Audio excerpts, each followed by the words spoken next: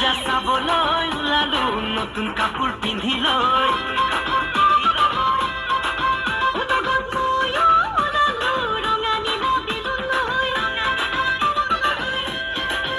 পূজা চাবলৈ ওলালো নতুন কাপোৰ পিন্ধি লৈ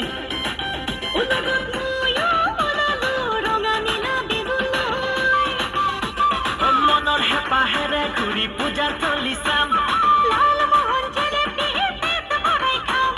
ৰঙীন মেলাৰ সন্ধিয়া হাঁহিৰে উপচাম